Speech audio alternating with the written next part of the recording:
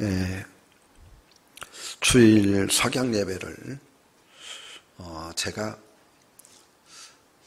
구약 창세기에서부터 시작해서 지금 개론을 해나가고 있습니다.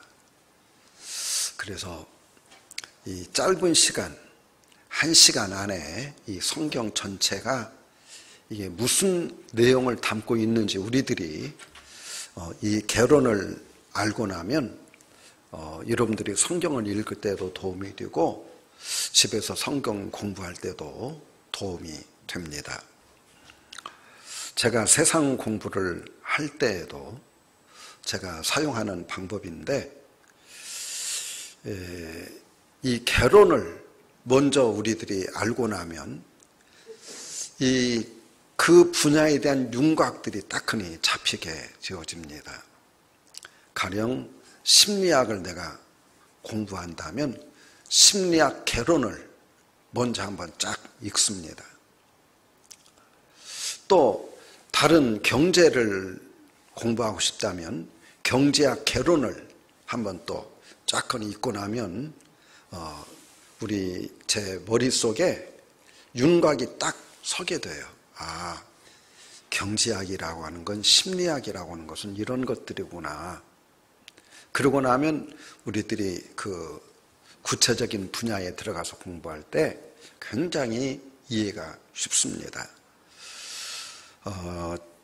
지금 그렇게 짧은 시간에 전체를 그 수박 겉핥기식으로 이렇게 훑어가지만 여러분들이 공부를 하고 나면 집에서 성경을 읽을 때 또 공부할 때 굉장히 도움이 되어지게 됩니다.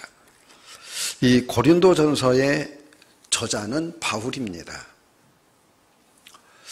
이 고린도전서를 여러분들이 공부를 하려면 사도행전 18장으로 가야 됩니다. 근데 이 짧은 시간에 다 말할 수가 없고, 왜냐하면 사도행전 18장은 바울이 2차 전도여행을 떠나면서 어디에서 전도를 하냐면 고린도에서 전도를 합니다.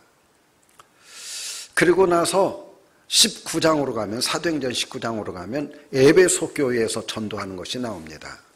그래서 고린도 교회에서 고린도에서 전도해서 고린도 교회를 세워놓고 에베소로 건너가서 에베소 교회를 세우고 거기서 3년 동안 목회를 합니다. 머물러 있어요. 그 기간 동안에, 그러니까 이 고린도 교회가 바울이 전도해서 세운 교회이지만 아직 영적으로 약한 교회이죠. 그리고 그곳에 계속 머물러 있어야 되는데 한 교회에 머물러 있지 않고 바울은 씨만 뿌려놓고 또 떠나고 그런 타입이기 때문에, 그래서 그 안에 여러 문제들이 생기게 되어집니다. 고린도 교회 안에.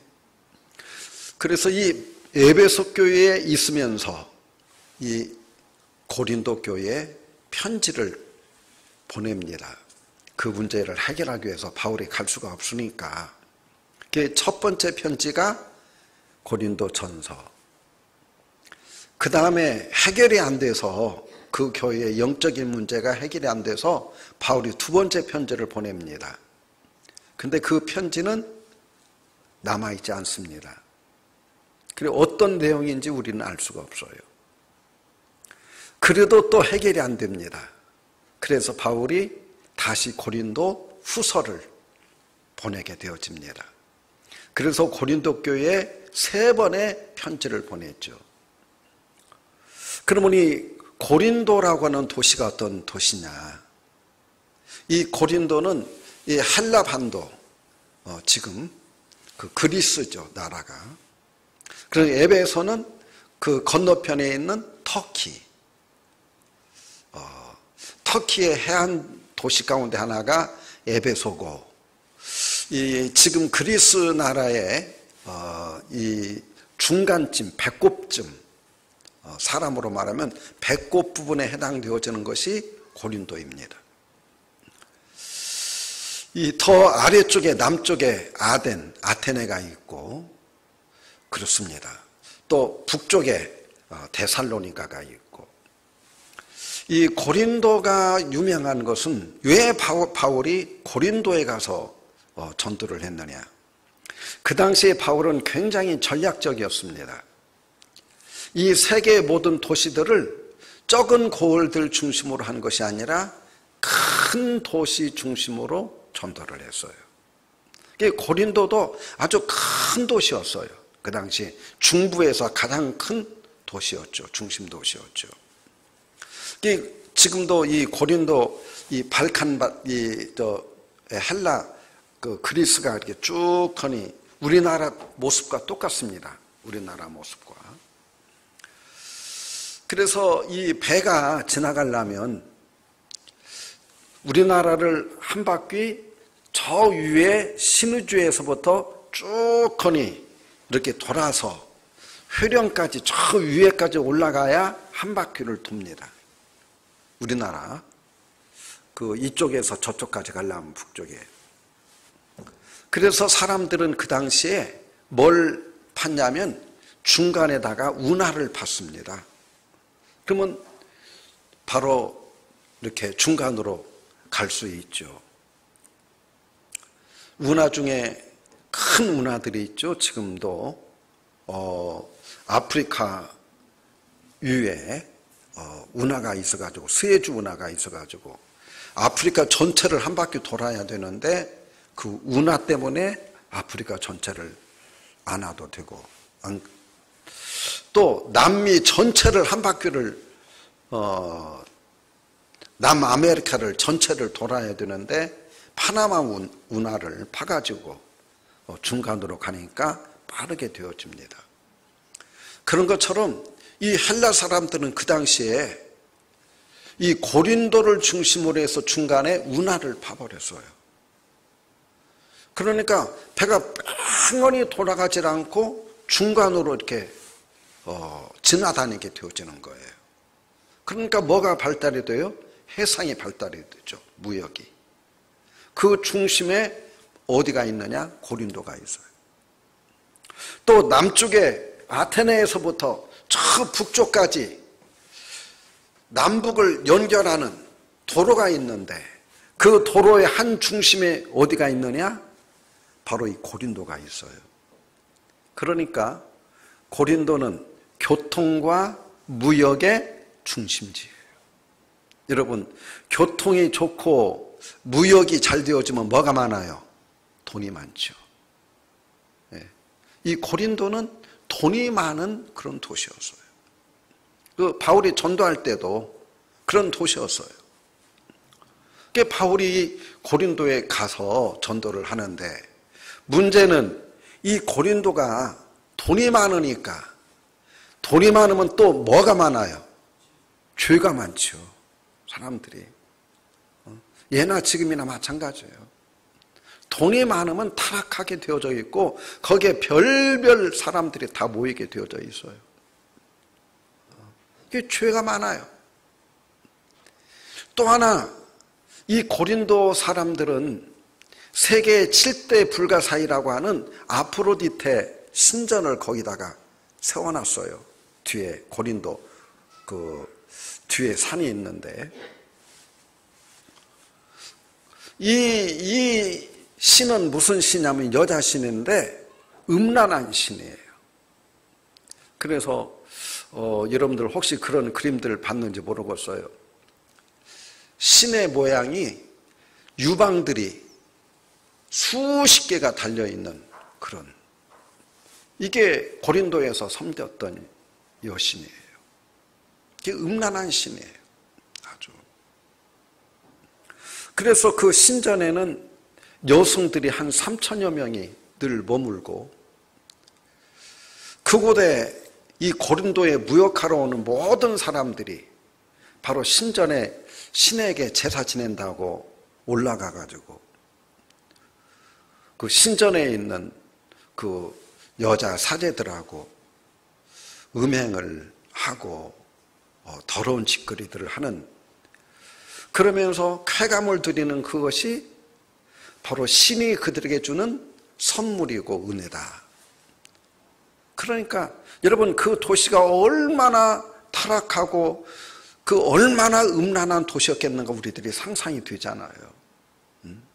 아주 그런 것들이 이 고린도 안에서 이루어지고 있었어요. 바울이 이 도시를 찾아간 거예요. 이 도시 안에서 전도를 하고 교회를 세웠어요. 여러분, 바울은 아테네처럼 고상하고 철학적이고 수사하게 발달되어 있는 그런 도시에도 교회를 세웠지만 고린도같이 더럽고 추잡하고 사람들이 세상적이고 정욕적이고 돈만 좋아하는 그런 도시에도 복음을 전하고 교회를 세웠어요. 우리는 여기에서 바울을 배우게 돼요. 바울은 어떤 사람들이 잘났다 못났다, 도덕적으로 우월하다 우월하지 않다, 그게 아니라 모든 사람들은 다 죄인이고 모든 죄인들은 구원을 받아야 되는데 누구를 통해서? 예수 통해서만 구원받을 수 있다. 이게 바울 사도의 머릿속에, 심령 속에는 가득 차 있어요. 그래서 사람들이 있는 곳에는 내가 교회를 세운다.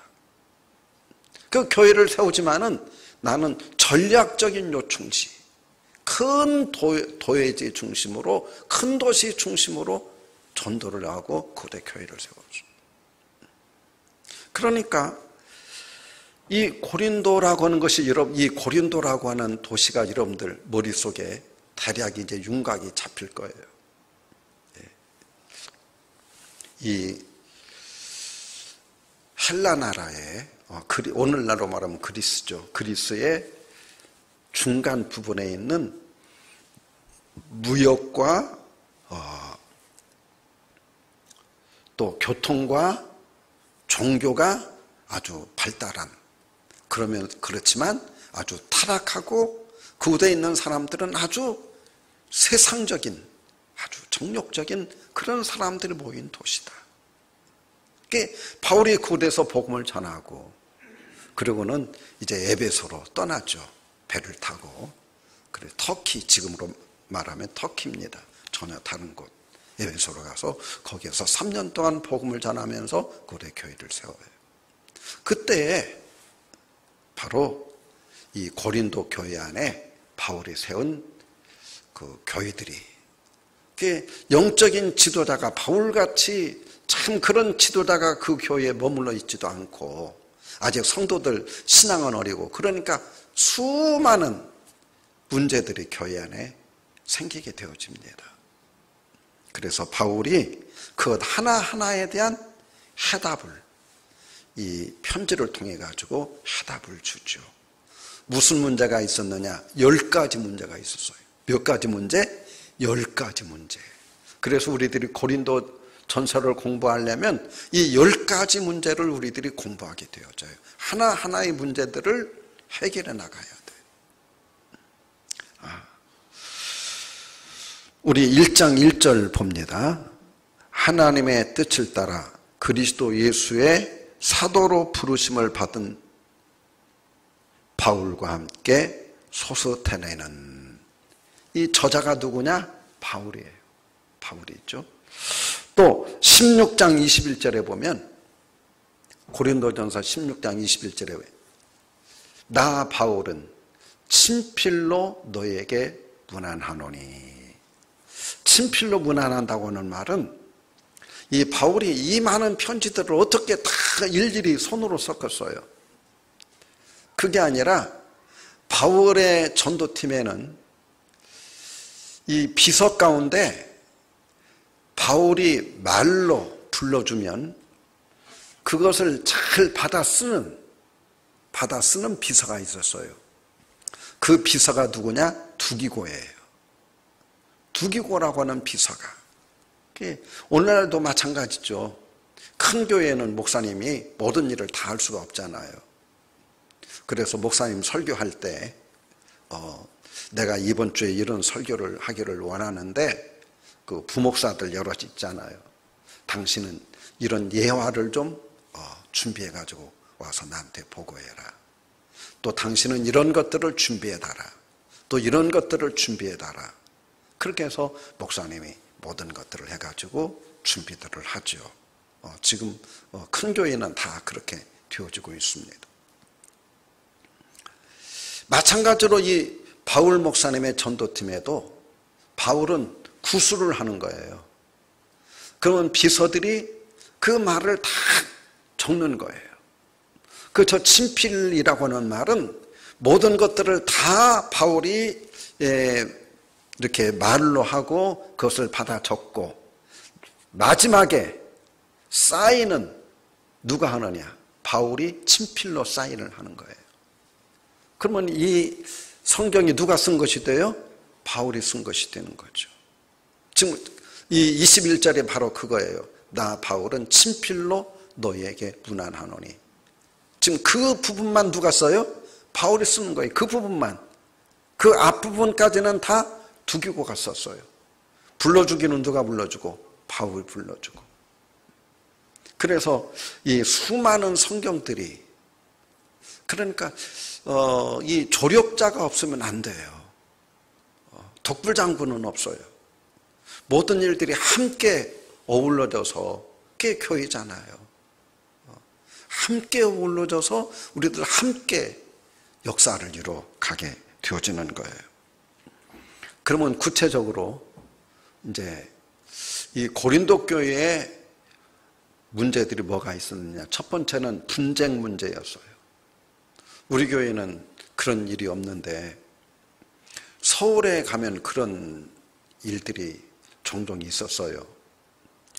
교회 안에 경상도 성도들 파, 특별히 또 그 다음에 그러면 누구 파가 만들어지겠어요?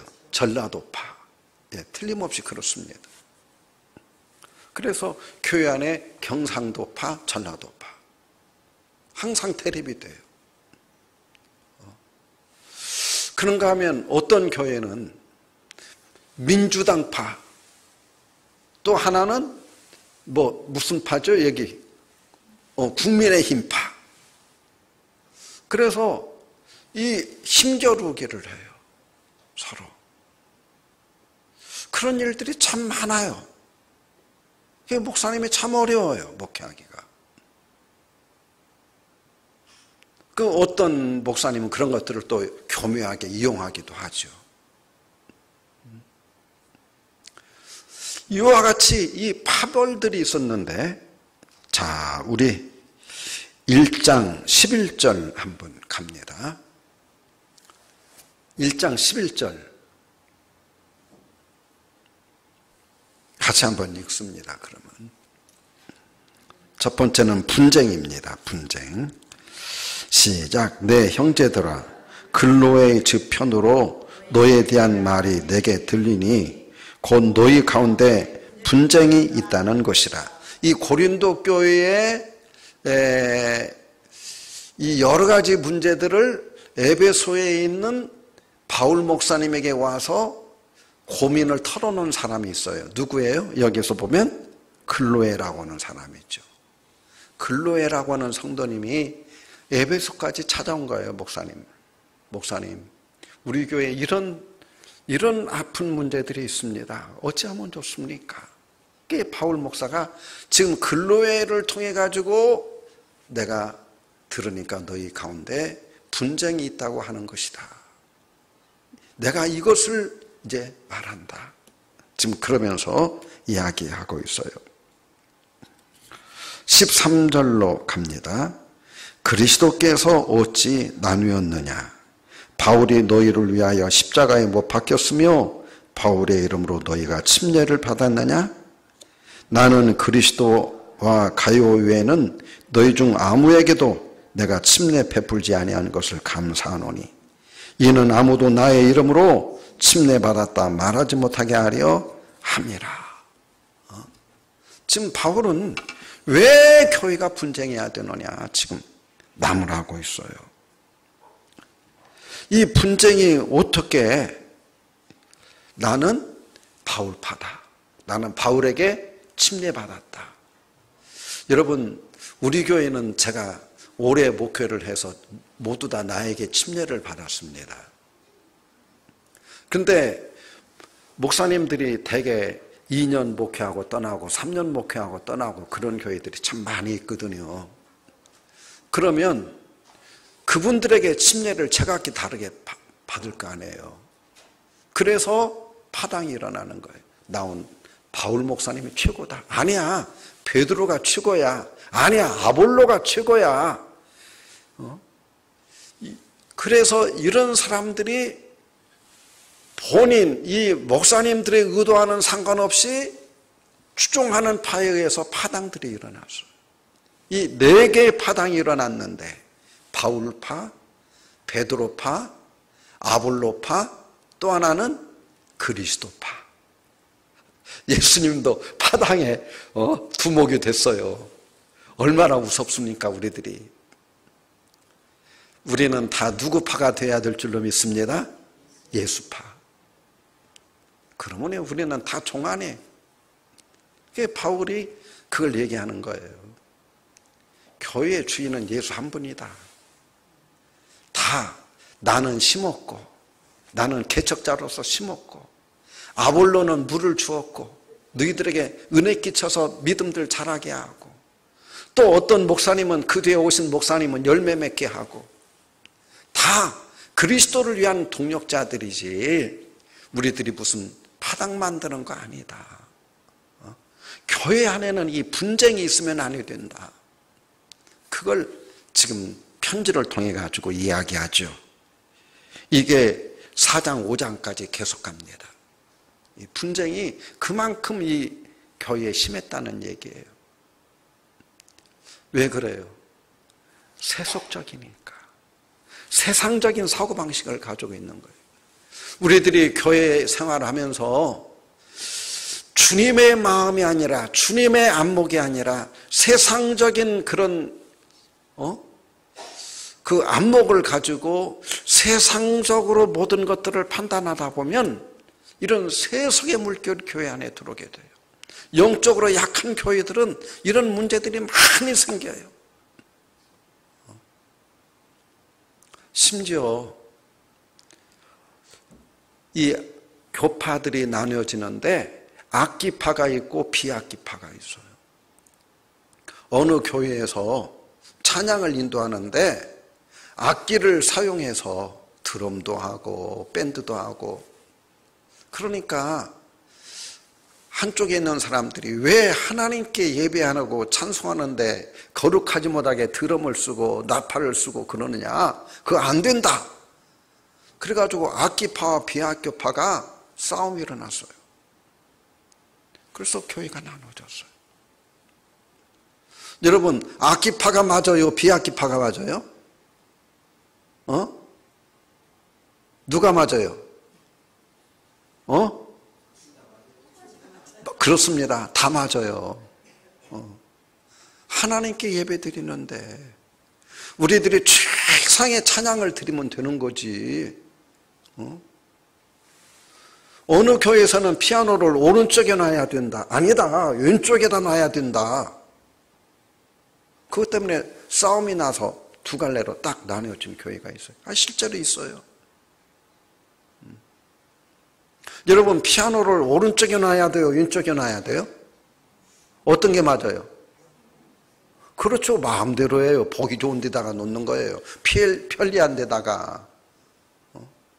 피아노 치고 찬양대하고 함께 모든 것들이 조화가 되어줄 수 있는 곳에 놓으면 되는 거예요. 그게 이 쓸데없는 것들로 인해서 분쟁들이 일어나요. 왜 그래요? 예수의 마음이 아니라 내 생각이니까. 바울이 지금 그 얘기하는 거예요. 털털 터는 거예요. 내가 누구 침례 준 적 있느냐? 아니다. 나 그런데 파벌에 나 누구 파 아니다. 두 번째가 음행의 문제예요. 5장 1절로부터 2절로 갑니다. 이제 5장으로 가요. 한번 같이 읽어봅니다. 시작. 너희 중에 심지어 음행이 있다 함을 들으니 그런 음행은 이방인 중에서도 없는 것이라. 누가 그 아버지의 아내를 취하였다 하는도다. 그리하고도 너희가 오히려 교만하여져서 어찌하여 통한이 여기지 아니하고 그 일 행한 자를 너희 중에서 쫓아내지 아니하였느냐. 지금 바울이 음행의 문제가 생긴 거예요. 우리 교회 안에 종종 이런 문제들 생기죠. 얼마 전에도 김제원의 교회에서 목사님이 그 학생들을 여러 명 부끄러운 짓을 했다고 그냥 TV에 대서 그냥 계속해서 나와서 거듭나지 못한 사람들, 정말 예수 닮지 못한 사람들이 교회 안에 많이 있어요. 영적으로 아주 미숙한, 구원받지 못한 사람들도 있죠. 그런데 고린도 교회는 이게 무슨 말이에요? 누가 아버지 아내가 누구예요? 예? 어머니요 그 음행한 짓을 한 거예요. 자기 친어머니는 안 읽는지 모르죠. 우리들이 추리하건대 그 성경은 구체적으로 말하지 않으니까 모르지만 어쨌든 그건 부끄러운 짓을 한 거예요. 교회 안에.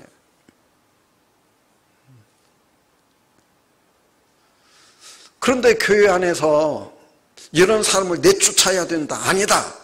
교회는 사랑의 기관이니까 그들 다 감싸야 된다. 이 분쟁이 일어난 거예요. 그들도 용서해야 되고 그들도 우리는 안고 가야 된다. 아니다. 이게 바울 목사님이 지금 거기에 대해서 이야기하잖아요.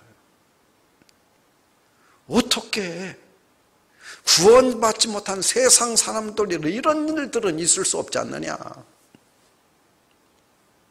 여러분, 우리가 예수 믿으면서 도덕적으로 정말 그리스도의 장성하신 분량에까지 우리들이 계속해서 영성이 성장하지 아니하면 이 고린도라고는 도시가 이렇게 음행한 아주 음란한 도시이기 때문에 그게 교회 안에 그대로 들어오는 거예요. 왜 그 사람들이 뭐 교회 안에 특별한 사람들이 뽑아서 들어옵니까? 그 사람들 아무나 다 교회 안에 들어오잖아요. 그들이 살고 있는, 그들이 가지고 있는 문제들 다 가지고 들어오잖아요. 그래서 교회 안에서 성령 받고 믿음이 성장하면 자연히 이 문제들이 해결되잖아요. 왜? 우리는 거룩해야 되니까. 여러분, 한국교회 우리 사회에 지대한 정말 공헌을 한 것이 있습니다. 그게 뭡니까? 제가 우리 외할아버지가, 우리 할머니가, 외할머니가 4분이나 됩니다. 자식들이 다 있어요. 4분에게서 자식들이 다 있어요.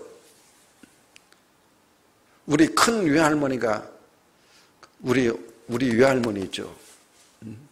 얼마나 가슴을 아리면서 살았겠어요.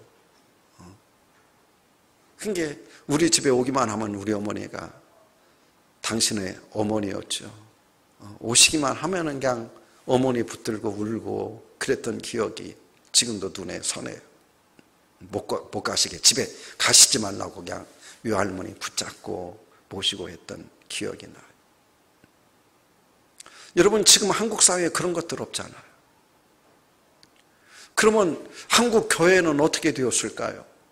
그 사람들도 예수 믿고 다 교회 안에 들어왔어요. 골라서 들어온 게 아니라.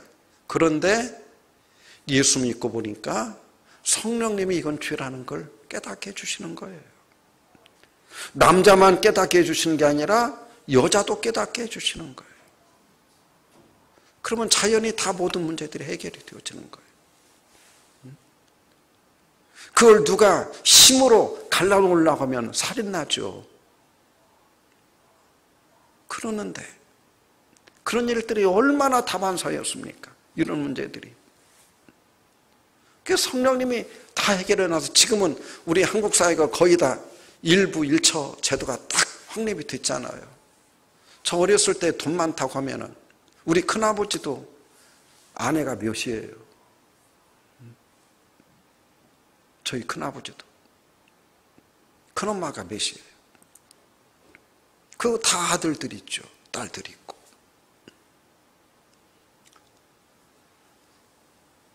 이런 것들이 교회 안에 그대로 들어온 거예요.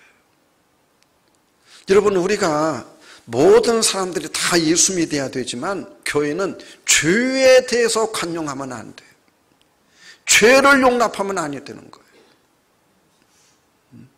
죄를 우리는 거룩한 공동체잖아요. 성령께서 그들을 새롭게 만들어야 되잖아요. 왜 너희들 이런 자를 공동체에서 쫓아내지 않았느냐? 왜 이 교회가 부끄러운 교회가 되어야 되느냐? 여러분, 교회는 모든 죄인들을 용납하지만 죄를 용납하면 안 돼요. 죄인들은 용납하지만 죄는 우리들이 용납하면 안 돼요. 교회는 그렇게 해야 돼요.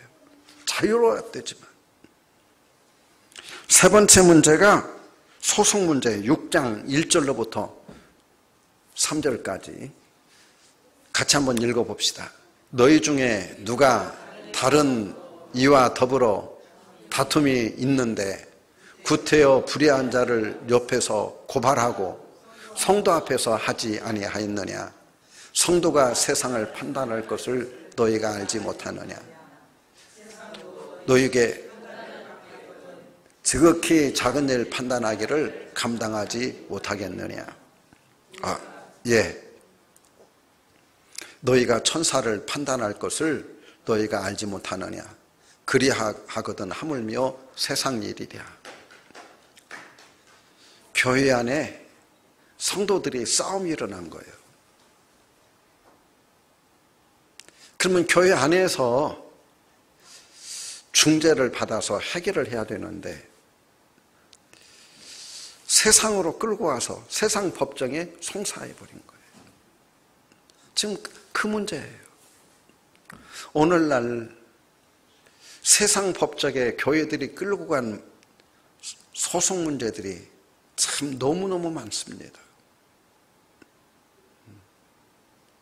세상 법정에 이 교회 문제들이 얼마나 많이 되어 있는지 몰라요. 목사하고 장로하고 싸우고 또 교인들끼리 싸우고 파당들이 일어나고 분쟁들이 일어나고 우리 교회 담임 목사는 나다, 아니다, 나도 담임 목사다. 노예에서 파송하고 교회에서 세우고 싸우고 수도 없어요. 작년에 우리 총회에 총회장 1년 했는데 이 소송이 6건이 들어와가지고 6건 소송이 걸려서 재판하고 있습니다. 세상이 악하니까요.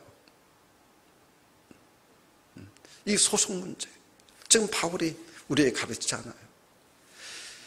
너희가 세상을 심판해야지 어떻게 세상이 교회를 심판하느냐. 교회를 판단하느냐. 천사를 판단해야 될 너희들이 하나님 나라에 가면 천사를 우리가 판단해야 되잖아요. 천사가 우리에게 수종드는 자들이잖아요. 어떻게 세상 법정에 가가지고 그 사람들의 판단을 우리들이 받고 있느냐.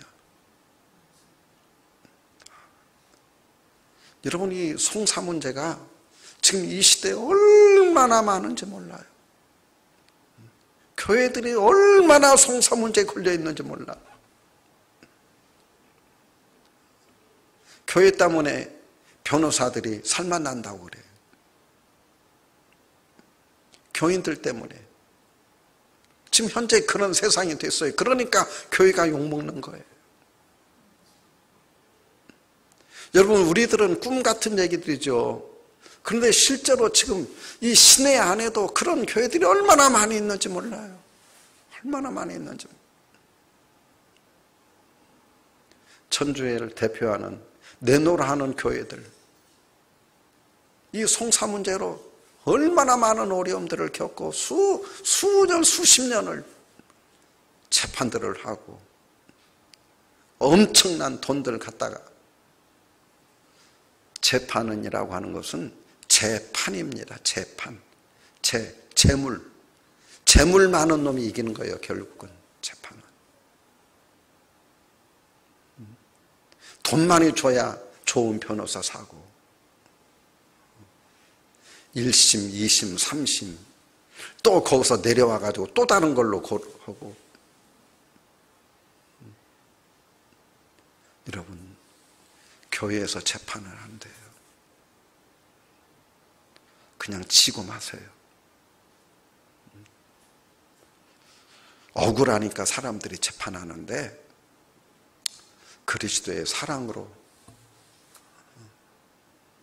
참. 네 번째로는 결혼 문제.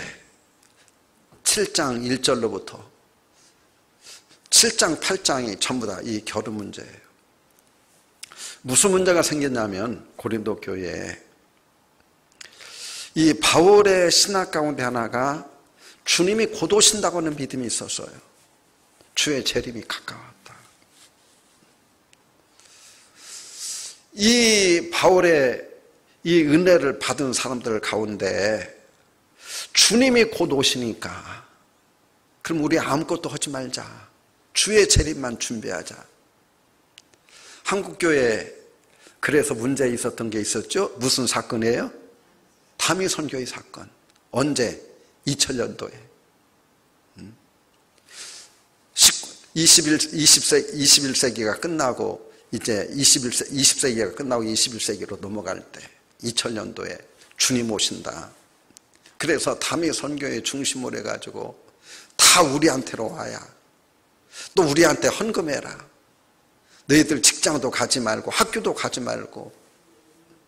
그래서 얼마나 문제가 되었습니까? 그날 밤 12시에 오신다고 해가지고 그 방송국에서 나가가지고 생중계들을 했잖아요. 주님 오시는 모습 우리 보자. 여러분 얼마나 부끄러운 일입니까? 그 뒤에 한국교회에 재림이라고 하는 말이 없어지고 말잖아요. 재림을 설교하는 교회가 없어지고 말았잖아요. 마귀들이 장난친 거예요. 이 바울이 우리 재림 신앙을 가져야 된다. 그러면 정말로 참 사모하는 마음으로 주님이 언제 오시건 우리들이 맞이할 수 있도록 준비해야죠. 그런데 극단주의자들이 항상 생기게 되어 있어요. 첫 번째는 결혼해서는 아니 된다. 그래서 독신주의가 생겨났어요. 이 독신주의 괜찮아요. 혼자 살면 어때요? 주님 사랑하면서 살면 되는 거지. 문제는 가정 가지고 있는 사람들이 가정을 깨버린 거예요. 남편, 아내, 우리 주님 재림 기다려야지. 그래서 가정을 깨버린 거예요. 그런 사람들이 고린도 교회 안에 많이 일어난 거예요. 예, 여러분 항상 모든 게 극단주의로 흐르면 안 됩니다. 극단주의로 흐르면. 이게 바울이 이 문제 이혼하지 말아라. 결혼한 성도들은 결혼한 대로.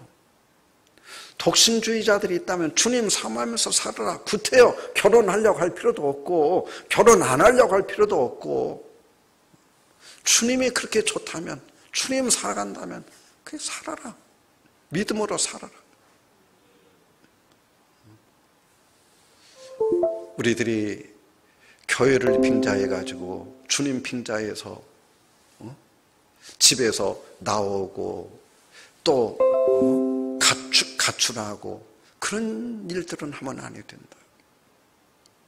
우리들 가정도 지키고 주님도 사랑하고 주의 재림을 사모하면서 우리들 믿음 지켜가면서 가정을 지켜라.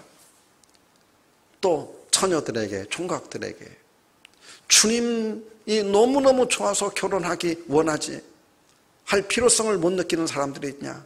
그러면 그렇게 살아라. 그것도 괜찮다.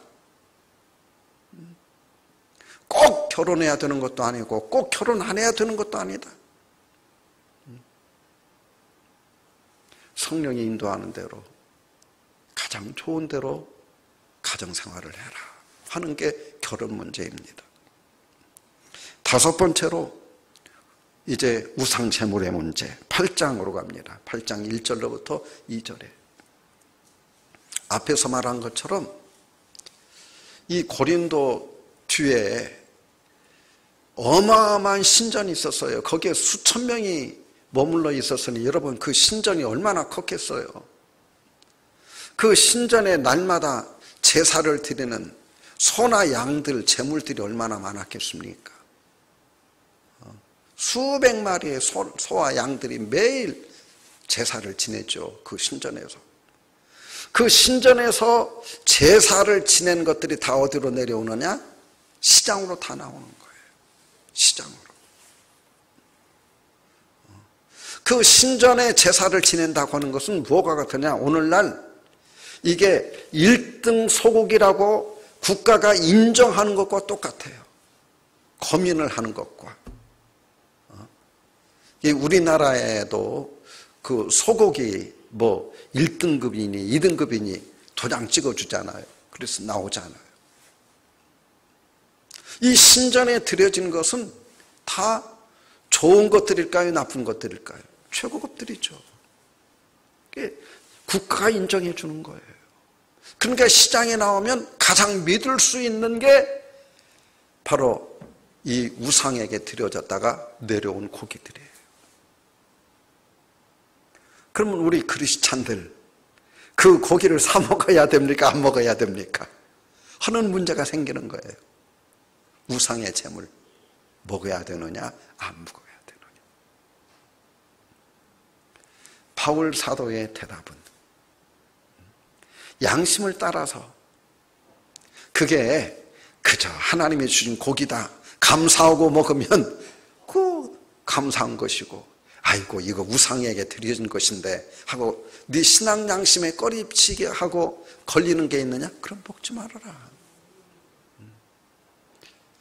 하나님이 주신 거 감사함으로 먹으면 모든 것들이 다 감사한 음식이 되어지는 것이지만 아이고 이거 귀신에게 절한 것인데 그래 그게 꺼림치가 다면 신앙적으로 이게 용납되어지지 않다면 그거 먹지 말아라. 그건 우상의 제물이다. 하나님이 주신 음식으로 먹고 감사하면 그건 또 자유함을 얻고 아무렇지도 않다. 이게 바울 사도의 대답이에요. 우상의 제물. 오늘날도 우리들 참 한국 교회가 지금은 별로 없는데 초창기에 그런 문제들 생겼죠. 집집마다 제사를 드리니까 제사 음식 먹어야 됩니까? 안 먹어야 됩니까? 여러분 개인의 신앙에 따라서 달라요. 하나님이 주신 음식 세상에 하나님이 우리에게 주시지 않은 축복이 어디가 있나? 다 모든 게 하나님이 주신 거다. 그리고 감사함으로 먹으면 우리들 또 음식이 되는 거예요. 그런데 아이고 이거 귀신에게 절한 건데 그렇다면 먹지 말아야 돼요. 그걸 우상의 제물이니까. 여섯 번째 바울의 사도권의 문제예요. 참 여러분 문제가 되려고 하니까 이제 바울이 그 교회에 목회하시다가 떠났어요. 떠나고 나니까 바울이 하나님의 사도다? 아니다. 자, 사도라고 하는 말은 예수님의 제자라는 말이에요. 사도란 예수님이 부르신 12 제자가 사도예요. 본래 정확한 의미는. 근데 바울은 예수님을 뵌 적이 있어요? 없어요? 없어요. 실제로는 안 뵀어요. 근데 영적으로는 바울이 주님을 뵀어요? 안 뵀어요? 뵀죠. 다메섹 토상에서 주님이 부르잖아요. 바울아 바울아 네가 왜 나를 핍박하느냐. 주여 당신이 누굽니까? 나는 네가 핍박하는 예수야. 너를 내가 불러서 이방인의 사도로 세우려고 내가 너를 불렀어. 자, 바울은 주님의 부르심을 받았어요, 안 받았어요? 받았어요. 그래서 바울은 나는 주님의 사도다. 주님이 나를 택하고 주님이 나를 불렀다.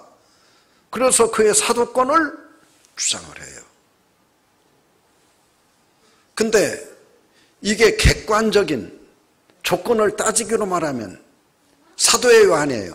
아니죠. 12사도 가운데는 들어가지 않아요. 그러니까 바울의 사도권을 부인하는 사람들이 많이 생겼어요. 갈라디아 교회가 대표적으로 바울의 사도권을 부인하죠. 이단들이 들어오게 되어지면 어쨌든 목사님하고 성도하고 이 관계를 끊어놔야 되니까 사도권을 부인을 해요.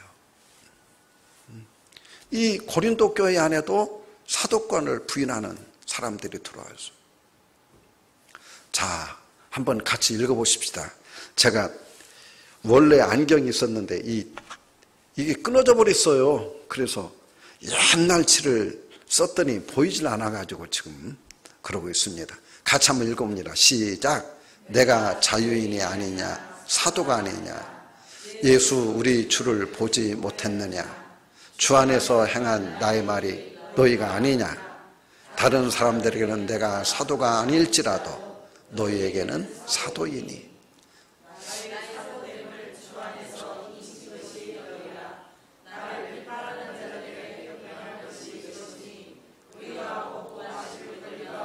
예, 거기까지 바울이 글쎄 다른 사람들은 몰라도 내가 너에게 복음 전하고 너희와 함께 살면서 너희들만은 내가 주님의 사도라고 하는 것을 인정해 줄 줄로 믿는다. 내가 다메섹에서 주님 만난 거 이야기하고 주님이 나를 불러서 나를 새 사람 만들고 이방인의 사도로 불러서 내가 지금 이렇게 온 세계 누리면서 지금 복음 전하고 있지 않느냐. 나의 사도권을 너희들이 인정해 줘야지. 너희들이 증명해 줘야지. 내가 누구에게서 증명을 받겠느냐. 지금 바울이 이 바울의 사도권에 대해서 말하고 있어요. 여러분 마귀는요. 어떻게든지 목사님과 성도 사이를 이간질하려고 합니다. 그럼 마귀는 성공하는 거예요. 자, 7번째 머리의 수는 수건 문제 11장 1절로부터 3절 그 당시에 이렇게 머리에 수건들을 쓰고 예배들을 드렸어요. 여자들이. 오늘날 천주교에서도 수건을 쓰죠. 예배 드리는데 미사 드리는데 수건을 씁니다. 또 모슬렘 교도들은 검은 수건들을 쓰죠. 그러면 이 수건을 써야 되느냐 안 써야 되느냐 그것 때문에 또 교회 안에 문제가 붙은 거예요. 자, 한번 읽어보십시다. 내가 그리스도를 본받는 자가 된 것 같이 너희는 나를 본받는 자가 되라.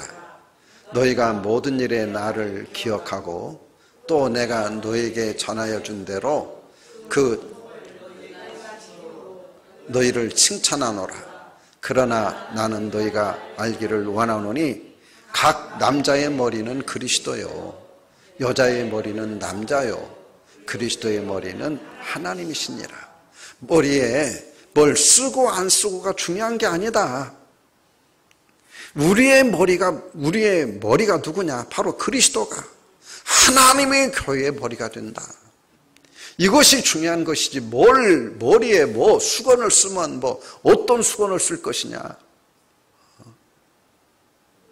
우리들이 본질 문제, 교회의 중심은 그리스도다. 이 바울은 항상 이 원칙 아래서 움직였어요. 오늘날도 마찬가지예요. 교회의 주인은 그리스도예요. 그리스도를 벗어나면 안 돼요. 머리에 뭘 쓰고 안 쓰고가 중요한 게 아니에요. 목사님들이, 어떤 목사님들은 가운을 입는 분도 있고 어떤 목사님들은 가운을 안 입는 분들도 있습니다. 여러분, 그거 가운 입고 안 입고가 중요한 게 아니에요. 그건 아무 의미가 없어요. 내가 복음을 증거하는데 정말 내가 어떤 심정으로 내가 복음을 전할까? 나는, 저 같은 경우는 나는 성직자니까 거룩한 하나님의 사람으로 구별된 모습으로 복음 전하기를 원해요. 그래서 저는 가운을 입어요.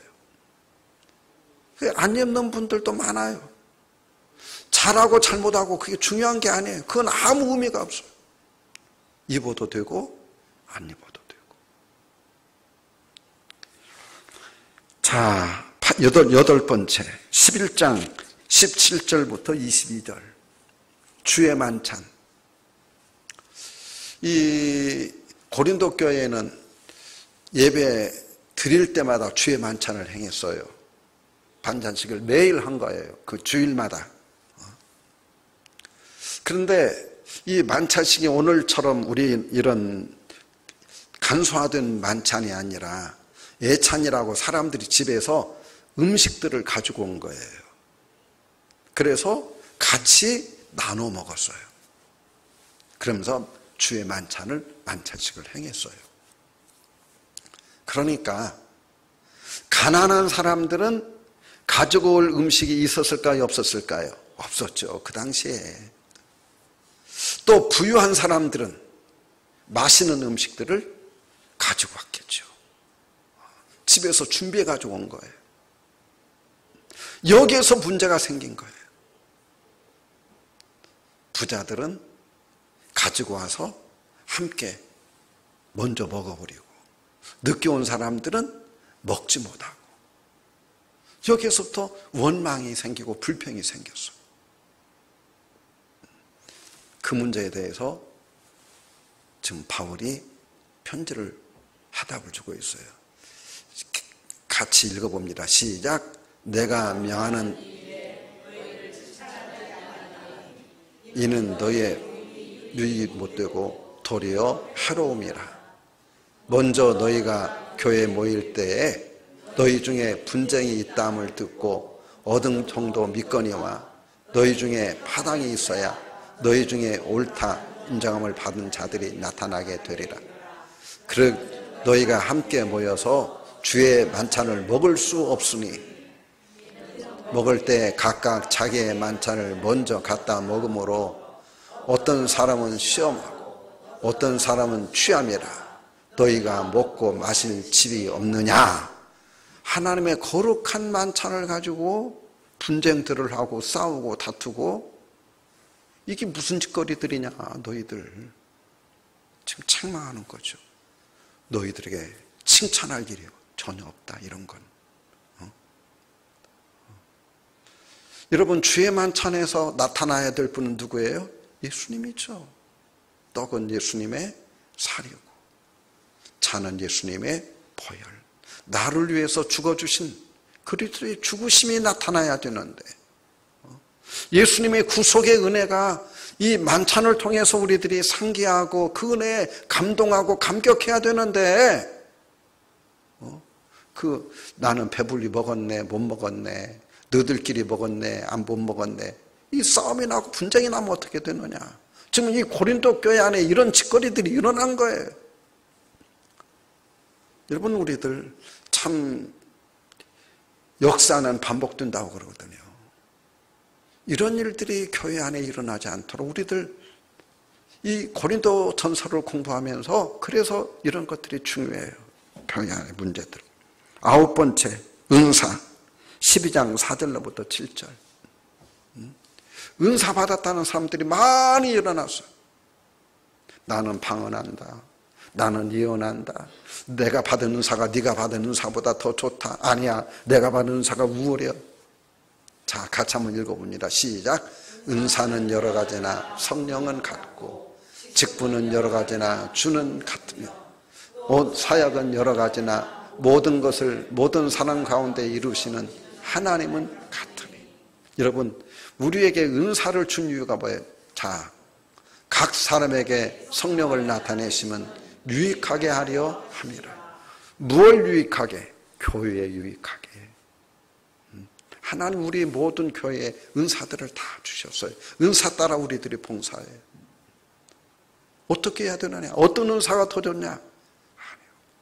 이 은사를 주신 성령은 똑같다. 한 분 성령님 우리 각자 모든 사람들에게 필요한 대로 은사들을 나눠 주었다.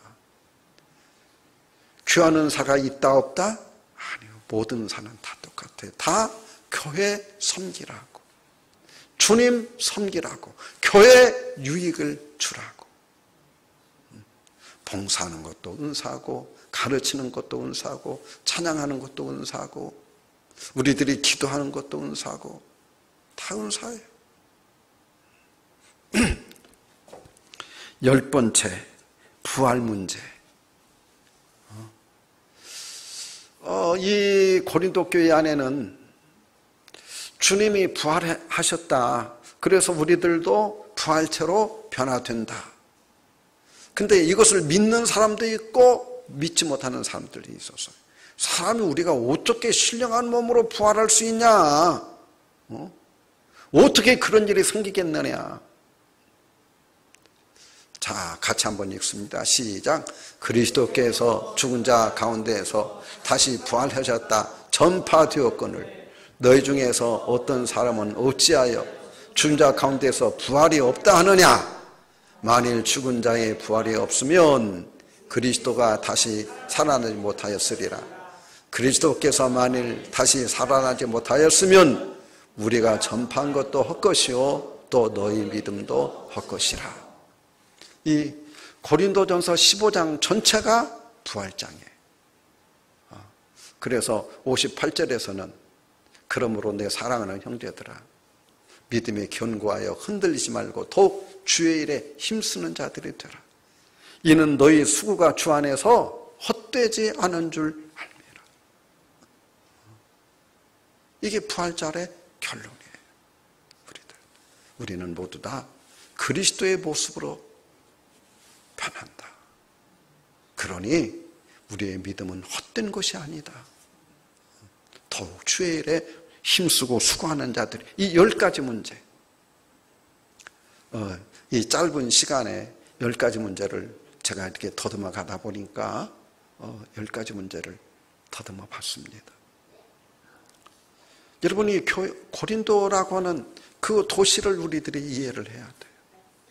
아주 타락한 도시예요. 그러니까 교회 자체도 이 세상 물결이 교회 안에 자꾸 들어오는 거예요. 그게 추한 교회예요. 이 교회가 영적으로 성장하면 어떻게 돼요? 그런 것들이 다 걸러지죠. 그래서 교회는 그리스도의 장성하신 분량까지 이르도록 우리는 계속 자라야 돼요.